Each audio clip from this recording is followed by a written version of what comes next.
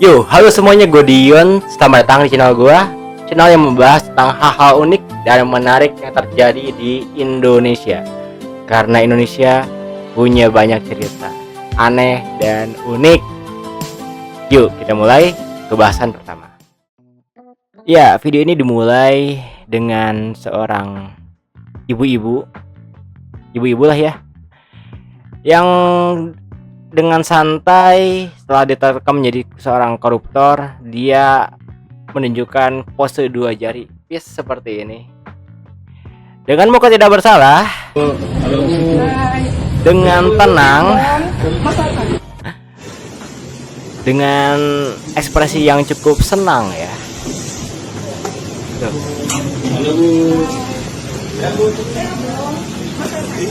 Ibu sehat gak? Sehat dong katanya.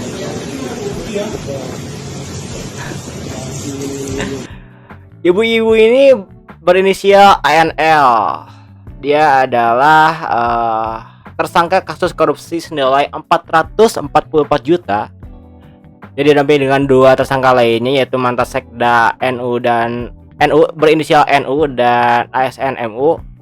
Dia menggelapkan anggaran belanja uang persediaan UP, DUP, TUP, dan LS di Pemkab Kendari tahun 2020. Jadi Doski itu mantan Sekda Kendari tahun 2020 ya. Ya, dia dilakukan korupsi dengan dua PNS lainnya. Sebenarnya nilai korupsi yang mereka lakukan itu dibandingin kasus-kasus lainnya ya, bisa dibilang cukup kecil ya, cuman 444 juta. Nah, cuman yang jadi masalah, yang menjadi apa ya, kekesalan gua pribadi ya, sebenarnya ini kasus sudah lama ya, udah hampir seminggu yang lalu nih, 19 April di up-nya. Cuman sampai sekarang gue masih agak kesel aja. Sampai sekarang gue masih agak ngerasa, aduh apa sih gitu loh. Karena dia itu posenya itu pose yang menyebalkan gitu. Tuh, pose peace gitu loh. Peace, terus pose sumringah gitu. Tuh. Bete loh. Nih, bete loh nih. Jadi zoom gak sih? Kok bisa? Nih, bete loh. Gue sih jadi jadi masyarakat ya, yang misalkan uang pajaknya dipakai untuk ngebiayain hidup orang ini nih, gue bete sih. Soalnya gue nggak ngerasa di muka dia itu ada penyesalan. Dia seolah tenang-tenang saja atau bahkan merasa senang ya gitu akan apa yang dia lakukan itu. Lalu gue juga nggak ngerti apa isi pikiran dia ya, entah dia berpikir oh ini lagi jumpa fans gitu ya, makanya dia pose gini. Gue nggak tahu, cuman ya menyebalkan aja ya, menyebalkan sih. Gue nggak tahu apa yang ada di pikiran dia, apakah dia ngerasa ada backingan atau apa, gua nggak tahu. Cuman yang gua harap sih ya orang ini diproses secara adil deh. Pemkab Kendari ya, sebentar kita cari informasi lagi. Iya, jadi menurut sumber dia itu terindikasi korupsi dalam perkara meliputi penyediaan jasa komunikasi dan listrik, cetakan dan pengadaan makanan dan minuman, pemeliharaan kendaraan dinas, serta perizinan kendaraan operasional. Pihaknya sudah mengantongi bukti cukup dugaan korupsi lewat pertanggungjawaban fiktif, sehingga kepada para tersangka langsung dilakukan penahanan. Modusnya itu adalah pencairan anggaran yang tidak disertai kegiatan real. Jadi ya dia tipu-tipu. Jadi dia seolah bikin sebuah kegiatan tapi ternyata itu fake. Jadi ya anggaran yang cair, kegiatannya nggak ada gitu. Lalu tapi dipertanggungjawabkan seolah-olah dilaksanakan ya. Bahkan sebagian dana digunakan untuk kepentingan pribadi para tersangka tentu saja. Lebih lanjut, Aguslan menerangkan bahwa ketiga tersangka dijerat dengan undang-undang berlapis. Ada pasal 22, pasal 18 nomor 31 tahun 1999 sebagaimana telah diubah. Ya, lu bisa baca di sini deh. Tersangka telah kami tahan. Keduanya ditahan selama 20 hari ke depan terhitung sejak 16 April. Ya, ditahan di lapas perempuan kelas 2. Berarti 2 itu perempuan ya? Gue kira cuma dia doang yang perempuan, ternyata ada lagi satu lagi yang perempuan. Belum hadir karena sakit dan kita menunggu pemeriksaan. Masih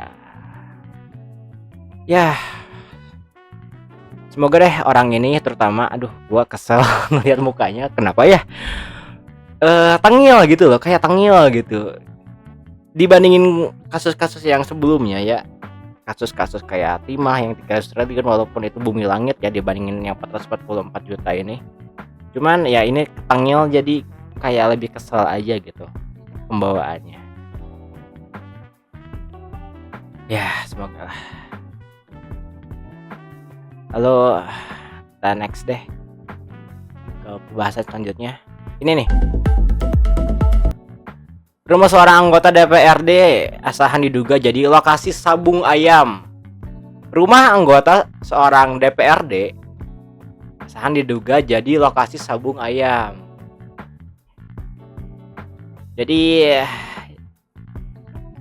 polisi ngegerebek rumah anggota DPRD itu dan menemukan adanya sabung ayam. Ada wasit, ada ayamnya, ada orang yang main sabung. Nah, tapi Doski ngebantah tempat atau kediamannya dia itu tempat judi ayam. Doski ngejelasin dia cuman jual beli ayam aja gitu. Nah, ayam yang dijualnya memang untuk diadu, tapi nih si Doski ini nih, anggota DPRD ini nih dia tapi mengakui ayam yang mau dia jual itu memang untuk diadu. Dia adu ayam ya.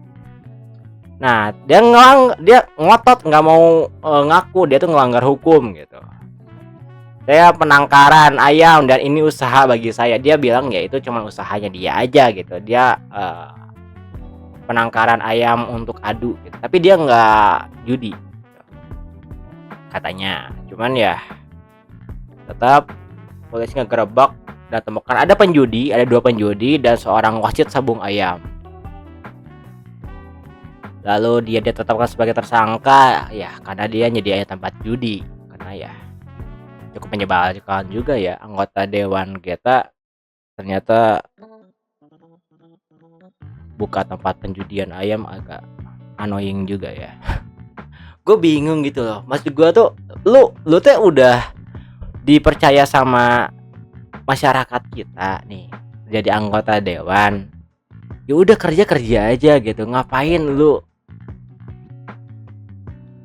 jadi bandar judi atau jadiin tempat judi kayak gini gitu, mau buat apa gitu.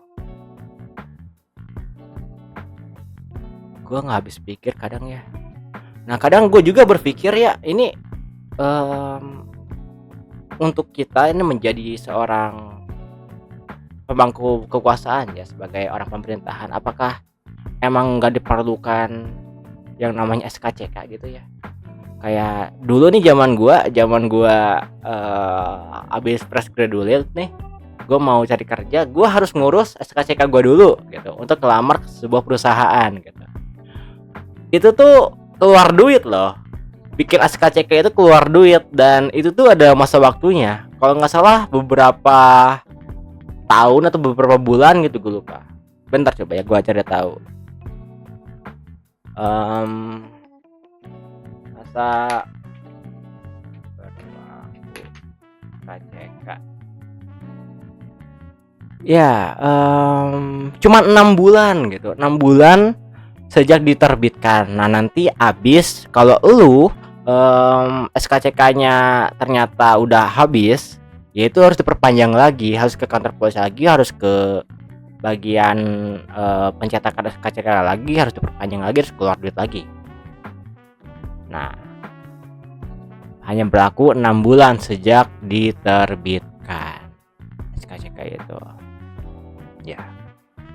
Gua nggak tahu, soalnya gua ngelihat kadang anggota-anggota atau orang pemerintahan kita itu ya seolah kok banyak catatan-catatan hitamnya gitu loh, dan mereka tetap bisa menjadi orang pemerintahan atau anggota dewan gitu. Kadang gue masih kadang nggak ngerti.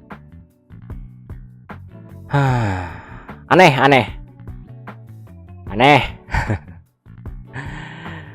Aduh. Iya, selanjutnya ada berita dari Wonosobo, yaitu ada tugu pesut atau apa ya, ini pesut itu kayak biawak ya. Awalnya gue kira ini tuh komodo loh awalnya ya, yang hasilnya hasilnya bagus nih, baik dalam keadaan siang ataupun keadaan malam ya. Kalau malam ada lampunya jadi kelihatan nih dari bawah, nembak dari bawah. Ini hasilnya bagus, tapi anggarannya itu cuma 50 juta anggarannya. Dan ini tentu saja menimbulkan berbagai polemik yang ada, dan bukan polemik juga sih, berbagai tanggapan dari berbagai masyarakat yang bilang, wah ini 50 juta sangat kemurahan nih gitu. Wah, ini ada yang rusak pasar nih.